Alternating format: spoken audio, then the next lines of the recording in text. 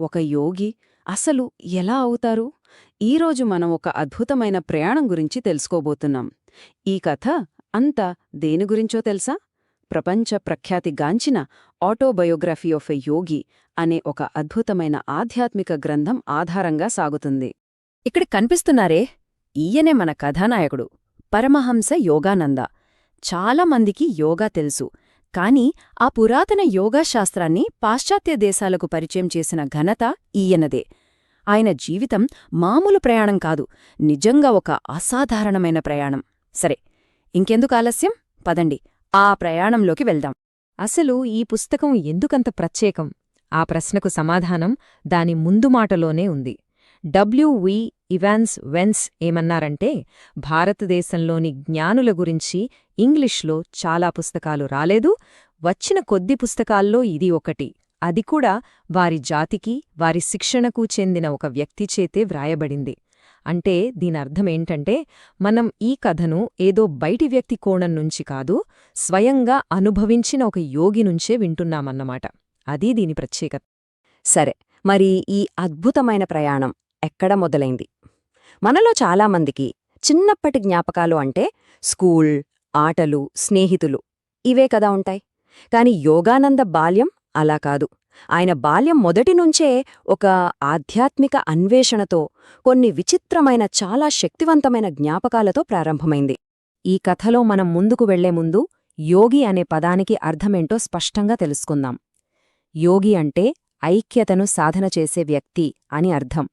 ఐక్యత దేనితో అంటే, పురాతన భారతీయ శాస్త్రమైన ధ్యానం ద్వారా భగవంతునితో ఏకం కావడం. అదే యోగి లక్ష్యం. యోగానందకు చాలా విచిత్రమైన అనుభవం ఉండేది. అదేంటంటే, తన పూర్వజన్మ గురించి ఆయనకు చాలా స్పష్టమైన జ్ఞాపకాలుండేవట. హిమాలయాల్లోని మంచుకొండల మధ్య ఒక యోగిగా జీవించినట్లు ఆయనకు అన్నీ గుర్తుండేవి. ఈ అసాధారణమైన జ్ఞాపకాలే ఆయన భవిష్యత్లో ఏం కావాలో నిర్ణయించాయి. ఒకరోజు ఆయనకు ఒక అద్భుతమైన ఆధ్యాత్మిక దర్శనం కలిగింది. అందులో హిమాలయాల్లోని సాధువులు కనిపించారు. వాళ్లను చూసిన వెంటనే ఆయన మనసులో నుంచి వచ్చిన మాటేంటంటే, ఆహా, నేను కూడా హిమాలయాలకు వెళ్ళి మీలాగే అవ్వాలని ఎంతగానో కోరుకుంటున్నాను. చూడండి, ఆ దర్శనం ఆయనపై ఎంత తీవ్రమైన ప్రభావాన్ని చూపింది. ఈ ప్రయాణంలో యోగానందగారి తల్లి పాత్ర చాలా చాలా కీలకమైనది. ఆమె మామూలు వ్యక్తి కాదు, గొప్ప గురువు లాహిరి మహాశయుల శిష్యురాలు. ఆమె గురువు ఆమెతో ఒకసారి ఇలా అన్నారట, నీ కుమారుడు ఒక గొప్ప యోగి అవుతాడు, ఒక ఆధ్యాత్మిక రైలింజిన్లాగా ఎంతోమంది ఆత్మలను దేవుని రాజ్యానికి తీసుకువెళ్తాడు అని. అంతటితో ఆగలేదు.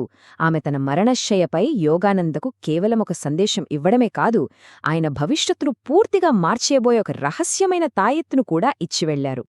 ఇప్పుడు కథలో ఒక పెద్ద మలుపు. యోగానంద యవ్వనంలోకి అడుగుపెట్టారు. అప్పుడాయనలో ఒక పెద్ద సంఘర్షణ మొదలైంది. ఒకవైపేమో హిమాలయాలకు వెళ్ళిపోవాలనే బలమైన ఆధ్యాత్మిక తపన, మరోవైపేమో కుటుంబ బాధ్యతలు, అంచనాలు. ఈ సంఘర్షణ చివరికి ఒక సాహసోపేతమైన పారిపోయే ప్రయత్నానికి దారితీసింది. ఇక్కడ మ్యాప్లో చూస్తే మనకర్థమవుతుంది, యోగానంద ప్రయాణం మొదలైంది బెంగాల్లో. కాని ఆయన దృష్టి, ఆయన లక్ష్యమంతా ఎక్కడుంది?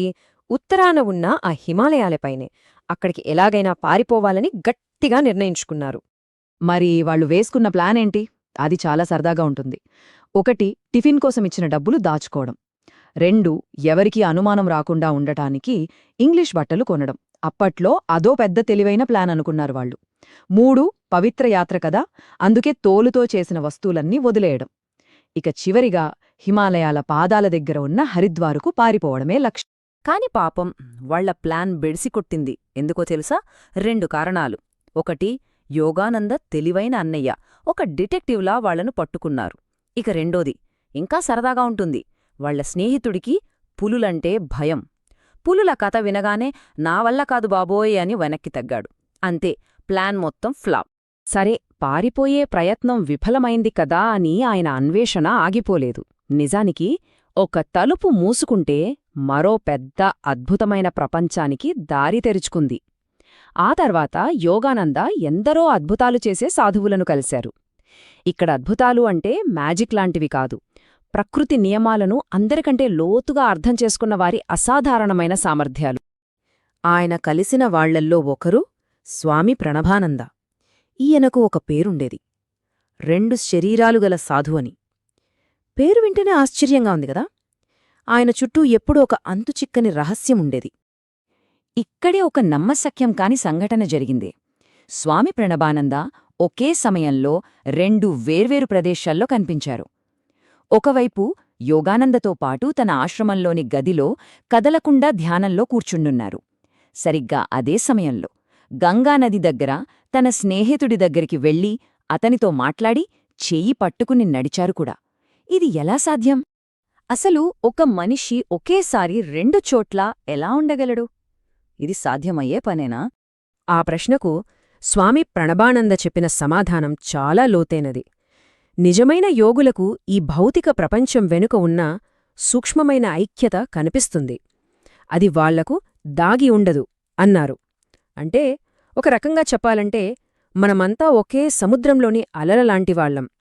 మనం సాధారణంగా అలలను వేరువేరుగా చూస్తాం, కాని ఒక యోగి ఆ అలల కింద ఉన్న సముద్రం యొక్క ఏకత్వాన్ని చూడగలరు.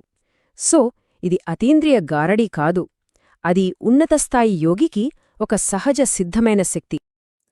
యోగానంద జీవితంలోని ఈ తొలి దశలో ఎన్నో నేర్చుకున్నారు. కాని వాటన్నిటికంటే ముఖ్యమైన పాఠం టైగర్ స్వామి నుండి వచ్చింది. ఇది 2 రకాల బలాల గురించిన కథ. ఆయన ఒక విచిత్రమైన స్వామిని కలిశారు.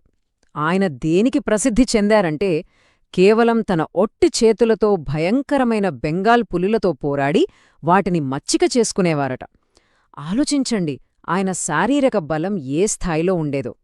ఆ టైగర్ స్వామి చాలా గర్వంగా అనేవారట, మీరంతా పులులను చూసి భయపడతారు, వాటిని పులులుగా చూస్తారు, కాని నేను వాటిని పిల్లికూనలుగా చూస్తాను అని. బయటనుంచొచ్చే ఏ ప్రమాదాన్నైనా ఆయన ఎంత తేలికగా తీసుకుంటారో ఈ మాటలు చెప్తున్నాయి. కాని అసలు కథ ఇక్కడే మొదలవుతుంది. వెంటనే ఆయన ఒక చాలా లోతైన విషయాన్ని చెప్పారు. అయితే పులులు చాలా రకాలుగా ఉంటాయి. కొన్ని మానవ కోరికలు అనే అడవులలో తిరుగుతాయి. బయట జంతువులను స్పృహ తప్పేలా కొట్టడం వల్ల ఎలాంటి ఆధ్యాత్మిక ప్రయోజనం రాదు అనన్నారు. ఇక్కడే అసలైన బలమంటే ఏంటో దాగి ఉంది. అంటే నిజమైన శక్తి, నిజమైన బలమంటే ఏంటి? అది బయట తిరిగే క్రూర మృగాలపై విజయం సాధించడం కాదు, మన మనస్సులో, మన కోరికలలో ఉండే అంతర్గత క్రూర మృగాలను జయించగలగడమే అసలైన శక్తి. ఇదే టైగర్ స్వామి నుండి యోగానంద నేర్చుకున్న అతి ముఖ్యమైన పాఠం. కాని ఇవన్నీ కేవలం ప్రారంభం మాత్రమే. యోగానంద తన అసలైన గురువు కోసం చేసే అన్వేషణ ఇంకా ముగియలేదు. ఈ చిత్రంలో తన గురువు కుడివైపున కూర్చున్న ఈ వ్యక్తి ఇంకా ఎన్నో పాఠాలు నేర్చుకోవలసింది. ఆయన పూర్తి ప్రయాణం ఎలా సాగిందో, తన నిజమైన గురువును చివరికి ఎలా కనుక్కున్నారో తెలుసుకోవాలనే ఆసక్తి కలుగుతోంది కదా.